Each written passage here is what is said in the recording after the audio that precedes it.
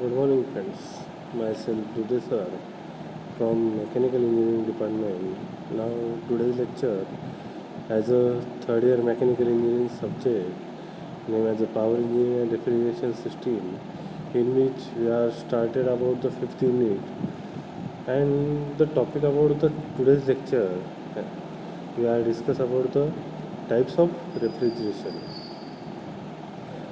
In this lecture, we are studying about the types of refrigeration. There are four types of the refrigeration system. These are the topics are studied in this lecture. In last lecture, we are also start about the fifth unit for the refrigeration and air conditioning system, in which we are firstly introduce about the or introduction about the fifth unit named as a refrigeration and air conditioning, in which we are study about the what is the refrigeration, what is the air conditioning, how it work, okay, what is the functioning about the refrigeration, and what is the functioning about the air conditioning system, and also the first as a type about the refrigeration system. These are the topics are studied in last lecture. Okay, now in this lecture we are studying about the types of refrigeration. Okay, so firstly तर बघा, आपण जे मागचं lecture घेतलं होतं त्या मागच्या लेक्चरमध्ये आपण थर्ड इयरचा जो पाचवं युनिट आहे आणि पी आर सब्जेक्टचं पाचवं युनिट आहे, पॉवर इंजिनिअरिंग अँड रेफ्रिजरेशन सिस्टीमचा पाचवं unit, refrigeration and air conditioning, हा काय केला होता आपण मागच्या लेक्चरला स्टार्ट केला होता. मग स्टार्ट केल्यानंतर आपण त्याच्यामध्ये काय बघितलं होतं, तर firstly introduction about the refrigeration and air conditioning. तर त्याच्यामध्ये आपण काय बघितलं होतं, तर पहिले तर आपल्याला जाणून घ्यायचं होतं की पाचवं युनिट नेमकी आपल्याला त्याच्यामध्ये काय शिकायला भेटणार, बरोबर. त्याचबरोबर आपण बेसिक कन्सेप्ट ज्या आहेत रेफ्रिजरेशन एअर कंडिशनिंग सिस्टीमच्या, त्याही काय केलं आपण लास्ट लेक्चरला जाणून घेतलं होतं. त्याचबरोबर अजून काय जाणून घेतलं होतं, तर रेफ्रिजरेशन म्हणजे काय, एअर कंडिशनिंग सिस्टीम म्हणजे काय, हाऊ इट वर्क, ते कसं वर्क करतं, त्याचं फंक्शनिंग काय आहे. रेफ्रिजरेशन सिस्टीम आहे तर त्याचं फंक्शनिंग काय आहे, एअर कंडिशनिंग सिस्टीम आहे तर त्याचं फंक्शनिंग काय आहे. त्याचबरोबर आपण त्याचे ॲप्लिकेशनही आपण काय केलं ते मागच्या लेक्चरला बघितले होते, ठीक आहे ना. तर आताचं जे लेक्चर आहे, तर आताच्या लेक्चरमध्ये आपण काय बघणार आहोत, तर types about the refrigeration system. मग ह्याच्यामध्ये 4 टाईपचे रेफ्रिजरेशन सिस्टीम आहेत, तर त्या आपल्याला आज काय करायचे आहेत, तर स्टडी करायचे आहेत. तर बघा, टाईप्स ऑफ रेफ्रिजरेशन सिस्टीम. तर refrigeration system there are 4 type. First one आहे vapour compression refrigeration system, use mechanical energy. By using the mechanical एनर्जीचा यूज करून वेपर कॉम्प्रेशन रेफ्रिजरेशन सिस्टीम काय केली जाते, ऑपरेट केली जाते, आहे की नाही. त्याच्यानंतर vapour absorption refrigeration, use thermal energy, आहे की नाही. याच्यामध्ये काय केलं जातं, थर्मल एनर्जी यूज केली जाते, आहे की नाही. त्याच्यानंतर मॅग्नेटिक रेफ्रिजरेशन, याच्यामध्ये काय केलं जातं, remove heat and maintain low temperature. याच्यामध्ये काय केलं जातं, तर हीट रिमूव्ह केली जाते आणि टेम्परेचर जे आहे ते काय केलं जातं, एक प्रकारे मेंटेन करून ठेवलं जातं. त्याला आपण काय म्हणतो, तर मॅग्नेटिक रेफ्रिजरेशन सिस्टम आहे. त्याच्यानंतर इंडस्ट्रियल रेफ्रिजरेशन. मग इंडस्ट्रियल रेफ्रिजरेशनमध्ये काय केलं जातं, use in a cold storage. तर अशा प्रकारचे हे काय आहेत, तर 4 टाईप आहे तुमच्या रेफ्रिजरेशन सिस्टीमचे. तर हे काय करायचे आहे, आपल्याला वन बाय वन काय करायचे आहेत बघायचे आहे. लक्षात आले कोणकोणते टाईप आहेत. तर first one as a vapour compression refrigeration, second as a vapour absorption refrigeration, third one as a magnetic refrigeration, आणि fourth one as a industrial refrigeration. These are the 4 types are studied in this lecture. तर बघा, types of रेफ्रिजरेशनमध्ये पहिलं बघायचं आहे आपल्याला vapour compression refrigeration. मग ह्या vapour compression रेफ्रिजरेशनमध्ये वेपर कॉम्प्रेशन रेफ्रिजरेटर जो आहे तो कसा वर्क करतो आहे की नाही. The highly compressed fluid tend to get colder when allowed to expand.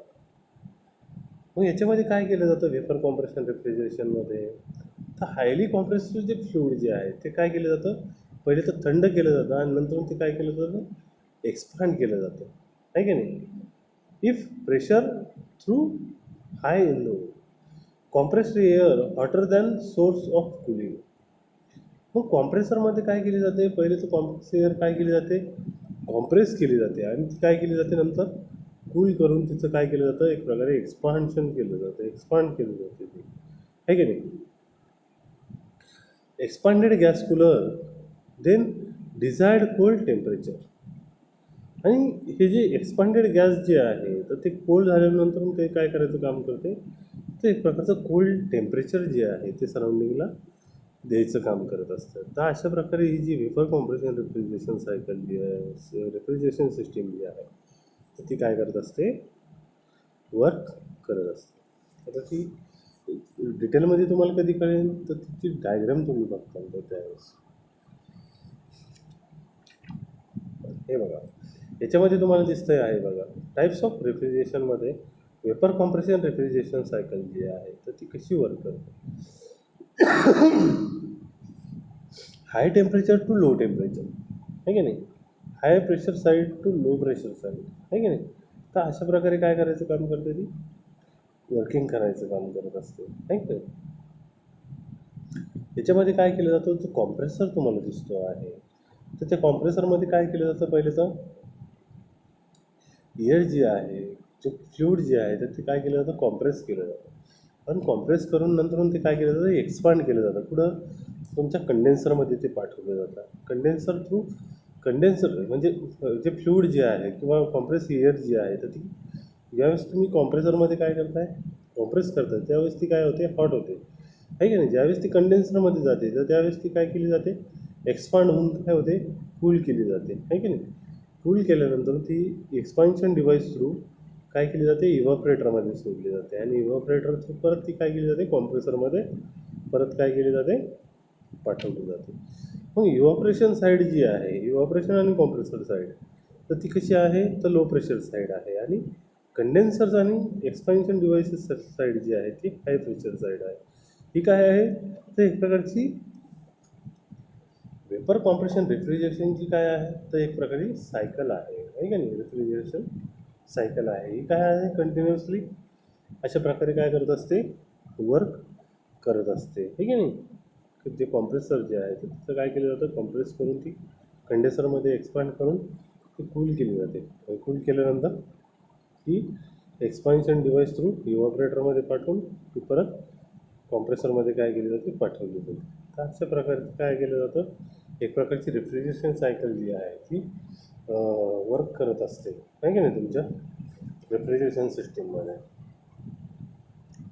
त्याच्यानंतर बघायचं आहे आपल्याला second type, vapour absorption refrigeration. Vapour absorption रेफ्रिजरेशनमध्ये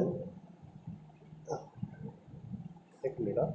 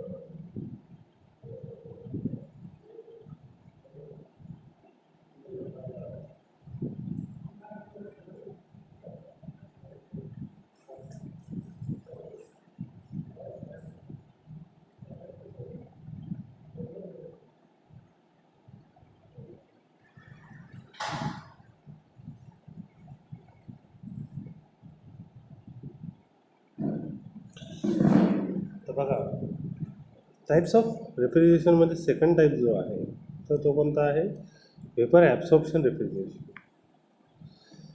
तर हे जे वेपर ॲब्सॉर्प्शन रेफ्रिजरेशन सिस्टीम जी आहे तर ती कशी वर्क करत असते. The absorption system differs fundamentally from vapour compression system only the method of the employ for the compressing the refrigerant. याच्यामध्ये सुद्धा काय केलं जातं, तर कॉम्प्रेस केलं जातं. काय वेपर काय केलं जातं, वेपर कॉम्प्रेशन सिस्टीममध्ये method एम्प्लॉईंग for the compressing the refrigerant. याच्यामध्ये सुद्धा काय केलं जातं, जे फ्लुइड आहे रेफ्रिजरंट फ्लुइड ते सुद्धा काय केलं जातं, कॉम्प्रेस केलं जातं. पण त्याच्यामध्ये काय केलं जातं, in the absorption system the compressor is release by the absorber generator and a pump. मग याच्यामध्ये ज्यावेळेस रेफ्रिजरंट काय केलं जातं, कॉम्प्रेस केलं जातं आणि नंतर ते कंडेन्सरमध्ये पाठवून ते एक्सपांड करून पुढं त्याचं काय केलं जातं, एक प्रकारचं हीट काय केली जाते, परत ॲब्सॉर्ब केली जाते. तर त्याला आपण काय म्हणतो, वेपर ॲब्सॉर्प्शन रेफ्रिजरेशन सिस्टीम म्हणतो. हे बघा इथं तुम्हाला दिसतं आहे बघा, वेपर ॲब्सॉर्प्शन रेफ्रिजरेशन. बघा ही डायग्राम एक मिनिट. याच्यामध्ये तुम्हाला दिसतं आहे बघा, कोल्ड साईड आणि हॉट साईड तुम्हाला दिसतं आहे. याच्यामध्ये काय केलं जातं, कंडेन्सरही दिलेला आहे, ठीक आहे नाही, कॉम्प्रेसर दिलेला आहे, ठीक आहे नाही. त्याच्यानंतर काय दिलेलं आहे बघा, इव्हॉपरेटर दिलेला आहे आणि काय दिलेलं आहे, ॲब्सॉर्बर दिलेला आहे, आहे की नाही. मग हॉट साईडला कोणतं येतं, तर जनरेटर आणि ॲब्सॉर्बर, आहे की नाही. आणि कोल्ड साईडमध्ये कंडेन्सर आणि इव्हॉपरेटर. मग हे कसं वर्क करायचं काम करतं, वेपर ॲब्सॉर्प्शन रेफ्रिजरेशन सायकल. तर याच्यामध्ये तुम्हाला दिसतं आहे बघा, कॉम्प्रेसरमध्ये काय केलं जातं, रेफ्रिजरंट जे आहे ते काय केलं जातं, तर कॉम्प्रेस केलं जातं आणि कॉम्प्रेस केल्यानंतर ते जनरेटरमध्ये काय केलं जातं, सप्लाय केलं जातं. आणि जनरेटरमध्ये ते सप्लाय केल्यानंतर ते काय केलं जातं, जनरेटरमध्ये ते सप्लाय केल्यानंतर त्याची जी हीट जी आहे तर ती काय केली जाते, ॲब्सॉर्ब केली जाते. आणि ती हीट ॲब्सॉर्ब केल्यानंतर ते जे रेफ्रिजरंट जे आहे ते कंडेन्सरमध्ये काय केलं जातं, पाठवलं जातं. आणि कंडेन्सरमध्ये पाठवल्यानंतर ते काय तिथं काय होतं, ते एक्सपांड होतं आणि एक्सपांड झाल्यानंतर ते कोल्ड करायचं काम करतं, आहे की नाही. ते जे गॅसेस जे आहे तर ते काय करायचं काम करतं, कोल्डिंग करायचं काम करतं. आणि कोल्ड झाल्यानंतर ते परत इव्हॉपरेटरमध्ये पाठवलं जातं आणि इव्हॉपरेटरमध्ये परत काय केलं जातं, ते जे गॅसेस जे आहेत त्याची काय केली जाते, परत त्याच्यामध्ये गॅसेस जे आहे तर त्याचं काय केलं जातं, एक प्रकारची ॲब्सॉर्प्शन त्याचं केलं जातं आणि ॲब्सॉर्प्शन करून परत ते काय केलं जातं, तुमच्या कॉम्प्रेसरमध्ये पाठवलं जातं. तर अशा प्रकारची जी सायकल जी आहे ती काय करत असते, वर्क करत असते तुमच्या वेपर ॲब्सॉर्प्शन रेफ्रिजरेशनची. समजली. हॉट साईड आणि कोल्ड साईड. हॉट साईडला काय केलं जातं, पहिले तर जी फ्लुइड जे आहे तुमचं ते काय केलं जातं, कॉम्प्रेसरमध्ये कॉम्प्रेस करून ते जनरेटरमध्ये पाठवलं जातं. जनरेटरमध्ये गेल्यानंतर ते काय केलं जातं, ॲब्सॉर्ब केलं जातं आणि ॲब्सॉर्ब केल्यानंतर त्याची हीट रिमूव्ह केली जाते आणि हीट रिमूव्ह केल्यानंतर ते गॅसेस कंडेन्सरमध्ये पाठवले जातात. कंडेन्सरमध्ये ते काय करायचं काम करते, ते एक्सपांड होऊन ते येतं, एक प्रकारची कोल्डिंग सिस्टीम द्यायचं काम करतं आणि त्याच्यानंतर ते इव्हॉपरेटर थ्रू परत हीट ॲब्सॉर्ब करून परत तुमच्या कॉम्प्रेसरमध्ये पाठवलं जातं. तर अशा प्रकारची कोल्ड साईड आणि हॉट साईड जी आहे तर याच्यामध्ये तुम्हाला दिसते आहे बघा, वेपर ॲब्सॉर्प्शन रेफ्रिजरेशन सिस्टीममध्ये. ओके. त्याच्यानंतर बघा थर्ड वन याचं मॅग्नेटिक रेफ्रिजरेशन. तर हे जे मॅग्नेटिक रेफ्रिजरेशन जे आहे तर हे कसं वर्क करायचं काम करतं. Magnetic refrigeration is a cooling technology based on the magnetocaloric effect. हे काय करायचं काम करतं, एक प्रकारचं कूलिंग टेक्नॉलॉजीमध्ये एक प्रकारचा मॅग्नेटो कॅलरिक इफेक्ट जो आहे तो काय करायचं काम करतं, द्यायचं काम करतं तुमचा मॅग्नेटिक रेफ्रिजरेशन सिस्टीममध्ये. Magnetic refrigeration is a cooling technology based on the magneto calorie effect, आहे का नाही. ती कशावर डिपेंड करते, तुमच्या मॅग्नेटो कॅलरिक इफेक्टवर काय करते, डिपेंड करते तुमची magnetic refrigeration. It is use to attain the temperature well below a kelvin. मग हे टेम्परेचर जे आहे तर किती कसं, तर 1 केल्विनच्या काय कमी किती दिलं जातं, तर 1 केल्विनच्या बिलो काय केलं जातं, हे टेम्परेचर दिलं जातं आहे तुमच्या मॅग्नेटिक रेफ्रिजरेशन सिस्टीममध्ये. तर ह्याच्यामध्ये तुम्हाला दिसतं आहे बघा, मॅग्नेटिक रेफ्रिजरेशन सायकल जी आहे तर ती कशी वर्क करत असते बघा. आता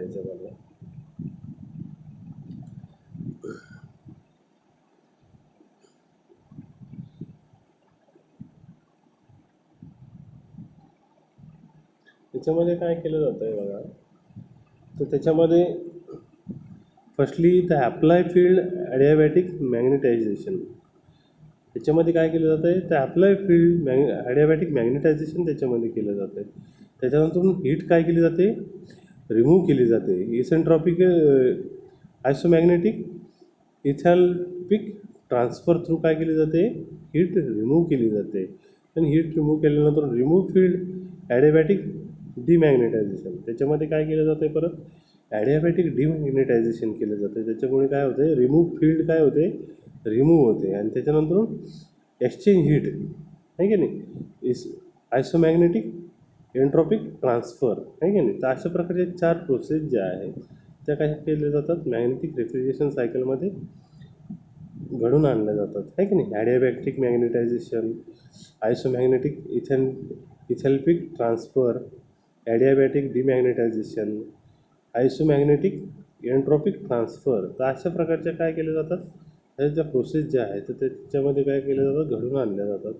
आणि काय केलं जातं आहे, तुमचं मॅग्नेटिक रेफ्रिजरेशन सायकल जी आहे तर ती अशा प्रकारे काय करत असते, वर्क करत असते आहे की नाही. त्याच्यानंतर आपल्याला बघायचं आहे last topic name as the types of रेफ्रिजरेशनमध्ये इंडस्ट्रियल रेफ्रिजरेशन. आता हे जे इंडस्ट्रियल रेफ्रिजरेशन सिस्टीम जी आहे तर इंडस्ट्रियल रेफ्रिजरेशन सिस्टीम कशी वर्क करत असते आहे की नाही. Industrial refrigeration system for cold storage, process cooling, water chilling, individual quick freezing. याच्यामध्ये काय केलं जातं, तर इंडस्ट्रियल रेफ्रिजरेशन सिस्टीममध्ये तर कोल्ड स्टोरेज एक प्रकारे केलं जातं, प्रोसेस केली जाते कुलिंगची. त्याच्यानंतर वॉटर चिलिंगही केली जाते. आणि इंडिव्हिज्युअल क्विक फ्रीजिंगही काय केली जाते, या इंडस्ट्रियल रेफ्रिजरेशन सिस्टीममध्ये केली जाते. कोणकोणते प्रोसेस केलं जातं, तर फर्स्ट वन आहे कोल्ड स्टोरेज केलं जातं आहे, प्रोसेसिंग कुलिंग केली जाते, त्याच्यानंतर वॉटर चिलिंग केली जाते आणि इंडिव्हिज्युअल क्विक फ्रीजिंगही काय केली जाते तुमच्या इंडस्ट्रियल रेफ्रिजरेशनमध्ये केली जाते. Up to 500 ton of refrigeration capacity using carbon और अमोनिया. मग हे जे इंडस्ट्रियल रेफ्रिजरेशन जे आहे तर याच्यामध्ये 500 टन ऑफ रेफ्रिजरंट कॅपॅसिटी असलेलं काय केलं जातं, रेफ्रिजरेशन सिस्टीम काय केली जाते, यूज केली जाते तुमच्या इंडस्ट्रियल रेफ्रिजरेशन सिस्टीममध्ये. मग युजिंग त्याच्यामध्ये काय यूज केलं जातं, तर कार्बन आणि अमोनिया काय केलं जातं, मोस्ट ऑफली यूज केलं जातं. Complete with compressor, condenser, all vessel and electrical equipment required. मग याच्यामध्ये अजून कोणकोणत्या गोष्टी रिक्वायर्ड आहेत आपल्याला, तर फर्स्ट वन याचं कॉम्प्रेसर, सेकंड वन याचं condenser and all vessel and electrical equipment आहे की नाही. अन्य व्हेसल आणि इलेक्ट्रिकल इक्विपमेंट जे आहेत ह्या 4 प्रकारच्या गोष्टी ज्या आहेत तर त्या काय आहेत, तर मोस्ट रिक्वायर्ड आहेत आहे की नाही. एवढे रिक्वायरमेंट काय आहेत, तर रिक्वायर्ड आहेत आहे की नाही. त्याच्यामध्ये बघा इंडस्ट्रियल रेफ्रिजरेशन सायकलमध्ये फर्स्टली काय केलं जातं बघा, जसे तुम्हाला ही डायग्राम, तर याच्यामध्ये सक्शन लाईन तुम्हाला दिसते आहे. त्या सक्शन लाईनमध्ये काय केलं जातं, लो प्रेशर वेपर जे आहे तर ते काय केलं जातं, सक केलं जातं आहे की नाही. लो प्रेशर वेपर आहे किंवा लो प्रेशर एअर जे आहे ते काय केली जाते, कॉम्प्रेसर थ्रू काय केली जाते, सक केली जाते आहे की नाही, सक्शन लाईन थ्रू. आणि ती काय केली जाते,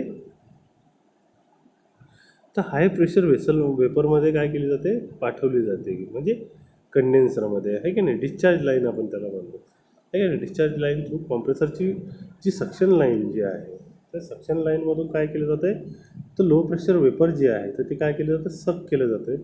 आणि डिस्चार्ज लाईन थ्रू काय केलं जातं आहे, हाय प्रेशर वेसल जे आहे तर ते वेपर जे आहे कॉम्प्रेसरमध्ये, हे जे लो प्रेशर वेपर जे आहे ते काय केलं जातं, कॉम्प्रेस करून त्याला हाय प्रेशर हाय टेम्परेचर दिलं जातं आहे की नाही. आणि ते डिस्चार्ज लाईन थ्रू काय केलं जातं आहे, हाय प्रेशर वेपर जे आहे ते कंडेन्सरमध्ये काय केले जातात, पाठवले जातात आहे की नाही.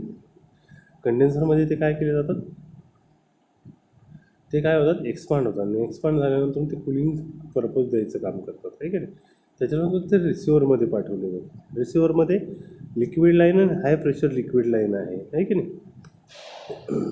आणि त्या रिसिव्हरमधून ते स्टोअर केले जातात आणि bye using the metering devices through काय केले जातात, ते इव्हॉपरेटरमध्ये पाठवले जातात आहे की नाही.